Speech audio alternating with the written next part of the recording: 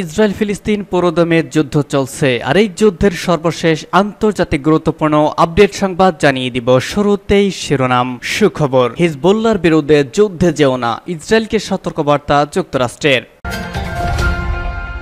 এরপর জানিয়ে দিব আলহামদুলিল্লাহ, অধিকৃত সেবা ফার্মে ইসরায়েলি আর্টিলারি অবস্থানে হিজবুল্লাহর ভয়াবহ ড্রোন হামলা।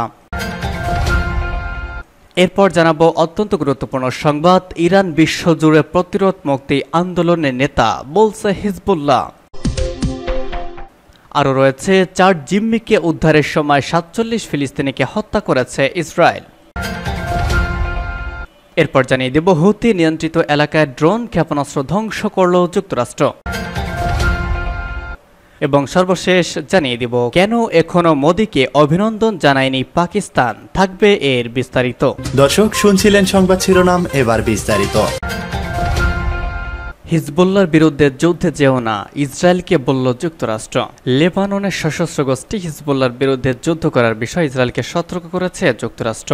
মার্কিন প্রশাসনের সতর্কতায় বলা হয়েছে, ইসরায়েল যদি হিজবুল্লাহর বিরুদ্ধে যুদ্ধে জড়ায় তাহলে ইরানের সঙ্গে শত্রুতা আরও প্রসারিত হবে। গত সপ্তাহে ইসরায়েলের পক্ষ থেকে ইঙ্গিত দেওয়া হয় তারা হিজবুল্লাহর বিরুদ্ধে প্রয়োজনে অভিযান চালাবে, এজন্য তারা প্রস্তুত। ইসরায়েলের এই মনোভাব প্রকাশিত হওয়ার পর যুক্তরাষ্ট্রের পক্ষ থেকে এমন সতর্কবার্তা এলো। খবর গার্ডিয়ানের। মার্কিন প্রশাসন জানিয়েছে, ইসরায়েল যখন গাজায় সর্বাত্মক যুদ্ধে লিপ্ত, তখন লেবাননে আরেকটি আঞ্চলিক যুদ্ধে জড়ালে তা নিয়ন্ত্রণ করা কঠিন হতে পারে তেল আবিবের জন্য।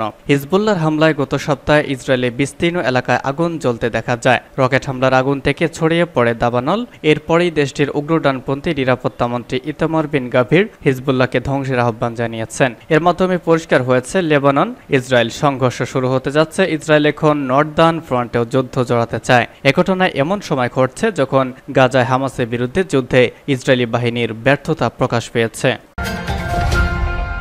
অধিকৃত সেবা ফার্মে ইসরায়েলি আর্টিলারি অবস্থানে হিজবুল্লাহ ড্রোন হামলা। লেবাননের ইসলামী প্রতিরোধ আন্দোলন হিজবুল্লাহ যোদ্ধারা গাজায় তেল আবিব শাসক গোষ্ঠীর চলমান যুদ্ধের প্রতিক্রিয়ায় অধিকৃত সেবা ফার্মে ইসরায়েলি সামরিক অবস্থানে প্রতিশোধমূলক ড্রোন হামলা চালিয়েছে। হিজবুল্লাহ আজ একটি বিবৃতিতে জানিয়েছে যে তাদের যোদ্ধারা সানাইম এলাকায় নতুন ইনস্টল করা সামরিক হার্ডওয়্যারের বেশ কয়েকটি কামিকাজে ড্রোন দিয়ে আঘাত করেছে। একই সঙ্গে সংগঠনটি জোর দিয়ে বলেছে যে হামলাটি নির্দিষ্ট লক্ষ্যবস্তুতে আঘাত এনেছে। এছাড়া দিনের শুরুতে হিজবুল্লাহ যোদ্ধারা ইসরায়েলের সৈন্যদের একটি দলকে লক্ষ্য করে হামলা চালিয়েছিল, যারা আল রাহেব সামরিক ঘাঁটিতে চলে গিয়েছিল। হিজবুল্লাহ জানিয়েছেন যে তারা ঘটনাস্থল যাচাই বাছাই ও পর্যবেক্ষণ করার পর আর্টিলারি সেল দিয়ে ইসরায়েলি বাহিনীকে টার্গেট করেছিল।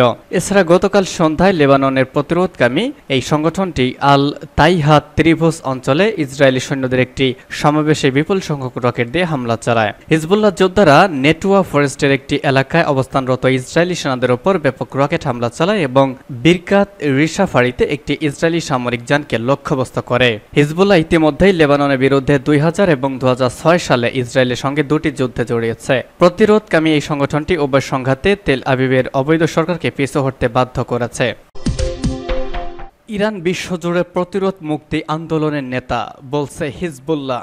লেবাননের ইসলামী প্রতিরোধ আন্দোলন হিজবুল্লাহর একজন উচ্চপদস্থ কর্মকর্তা বিশ্বজুড়ে প্রতিরোধ আন্দোলনের নেতা এবং ইসরায়েলপন্থী পশ্চিমা নেতৃত্বাধীন এক মেরুকেন্দ্রিক ব্যবস্থার মোকাবেলাকারী একমাত্র দেশ হিসেবে ইরানের প্রশংসা করেছেন। লেবাননের প্রতিরোধ আন্দোলন হিজবুল্লাহর উপপ্রধান শেখ নাঈম কাশেম ইসলামী বিপ্লবের মহান প্রতিষ্ঠাতা হজরত ইমাম খোমেনির 35তম মৃত্যুবার্ষিকী স্মরণে বৈরুতে ইরানের দূতাবাসে আয়োজিত এক অনুষ্ঠানে এই বিবৃতি দেন। শেখ কাশেম বলেন, ইসলামী প্রজাতন্ত্র ইরান প্রতিরোধ ও মুক্তি আন্দোলনের নেতা এবং ইহুদিবাদী শাসককে সমর্থনকারী এক মেরু ব্যবস্থার মোকাবেলা করার একমাত্র দায়িত্বশীল নেতা। অবরুদ্ধ গাজা উপত্যকার সাম্প্রতিক ভয়াবহ পরিস্থিতির দিকে ইঙ্গিত করে হিজবুল্লাহর এই কর্মকর্তা বলেন, ইহুদিবাদী দখলদারিত্ব একটি অক্ষম শাসন ব্যবস্থার নাম এবং শিশু, নারী এবং নিরীহ নাগরিকদের বিরুদ্ধে গণহত্যা চালিয়ে পরাজিত হয়েছে। শেখ কাশেম বলেন, ইসরায়েলি শাসন ব্যবস্থাও একটি রাজনৈতিক পতনের দ্বারা আচ্ছন্ন এবং এটি একটি ভয়াবহ বিশৃঙ্খলা অবস্থায় রয়েছে। দেশটির দক্ষিণে লেবাননের প্রতিরোধ আন্দোলন ও ইসরায়েলি বাহিনীর মধ্যে গুলি বিনিময়ের বিষয়টিকে উল্লেখ করে শেখ কাশেম বলেন, দক্ষিণ লেবাননের দখলদার শত্রুর সঙ্গে হিজবুল্লাহ লড়াই, প্রতিরোধ ও ফিলিস্তিনি জনগণকে সমর্থন করার যুদ্ধ। আমরা আবারও জোর দিচ্ছি যে গাজার যুদ্ধ পুরোপুরি শেষ না হলে দক্ষিণ লেবানন ফ্রন্টের সংঘাত থামবে না। লেবাননে প্রতিরোধকামীদের বৃহৎ আকারের যুদ্ধের দিকে অগ্রসর হওয়ার কোনো পরিকল্পনা নেই বলে জোর দিয়ে হিজবুল্লাহর উপপ্রধান বলেন, শত্রু যদি উস্কানিমূলক বিনাশমূলক কর্মকাণ্ড চালাতে চায় তার মানে সে যুদ্ধে যাওয়ার সিদ্ধান্ত নিয়েছে এবং এর ফলে হিজবুল্লাহ তার সর্বশক্তি দিয়ে ইহুদিবাদীদের বিরুদ্ধে লড়াই করবে। 4 জিম্মিকে উদ্ধারের সময় 47 ফিলিস্তিনিকে হত্যা করেছে ইসরায়েল। ফিলিস্তিনের গাজা উপত্যকার নুসরাত শরণার্থী ক্যাম্পের 2টি ভবন থেকে 4 জিম্মিকে জীবিত উদ্ধার করেছে দখলদার ইসরায়েলের সেনারা। শনিবার দিনের বেলা জিম্মিদের উদ্ধারে অভিযান চালায় তারা। তবে 4 জিম্মিকে উদ্ধার করার সময় অন্তত 47 ফিলিস্তিনিকে হত্যা করেছে ইসরায়েলি সেনারা। কাতার ভিত্তিক সংবাদ মাধ্যম আল জাজিরার সাংবাদিক ইমরান খান জর্ডানের আম্মান থেকে এই তথ্য জানিয়েছেন। তিনি বলেছেন, জিম্মিদের উদ্ধারে চালানো এই অভিযান ইসরায়েলি সেনাবাহিনীর জন্য একটি সফল অভিযান হিসেবে গণ্য হবে না। তিনি আরও বলেছেন, উদ্ধার অভিযানে 47 ফিলিস্তিনি নিহত হয়েছেন, কিন্তু ইসরায়েলি প্রতিরক্ষা বাহিনী আইডিএফ এর মুখপাত্র অথবা ইসরায়েলি পররাষ্ট্রমন্ত্রী এ ব্যাপারে কোনো কথাই বলেননি। এছাড়া স্থল, জল ও আকাশ থেকে চালানো ওই হামলায় কতজন আহত হয়েছেন সেটির নির্দিষ্ট সংখ্যা জানা যায়নি। অভিযানটিতে একটি অ্যাপাচে অ্যাটাক হেলিকপ্টার ব্যবহার করা হয়। এই সাংবাদিকের মতে 4 জনকে উদ্ধার করতে গিয়ে যে কত দাম দিতে হয়েছে সেটির কথা ইসরায়েল কখনো বলবে না, কারণ তারা বিষয়টিকে একটি সফলতা হিসেবে দেখাতে চাইছে।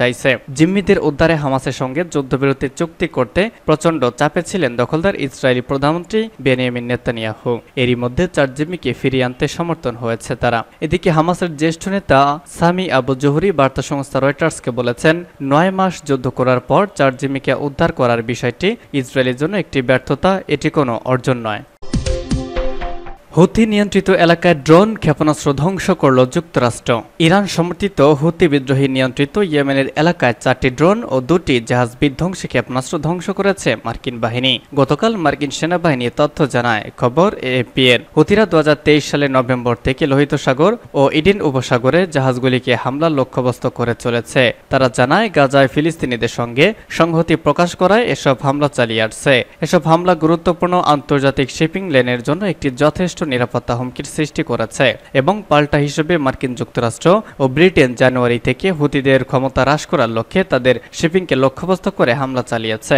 মার্কিন সামরিক কমান্ড একটি সোশ্যাল মিডিয়া পোস্টে বলেছে, মনুষ্যবিহীন বিমান ব্যবস্থা ও অ্যান্টি-শিপ ব্যালিস্টিক ক্ষেপণাস্ত্রের সংক্ষিপ্ত রূপ ব্যবহার করে ইয়েমেনের হুতি নিয়ন্ত্রিত এলাকায় ইউএস সেন্ট্রাল কমান্ড বাহিনী সফলভাবে 4টি ইউএএস ও 2টি এএসবিএম ধ্বংস করেছে। সেনকম বলেছে, ইয়েমেনের হুতি নিয়ন্ত্রিত এলাকা থেকে বাব আল মান্দা প্রণালীতে USS.com বাহিনী সফলভাবে একটি ইউএএস কে ধ্বংস করেছে। আমেরিকান বাহিনী একটি হুতি টহল নৌকাও ধ্বংস করেছে। এদিকে হুতিরা গত 24 ঘন্টার মধ্যে লোহিত সাগরে 4টি অ্যান্টি-শিপ ব্যালিস্টিক ক্ষেপণাস্ত্র নিক্ষেপ করেছে।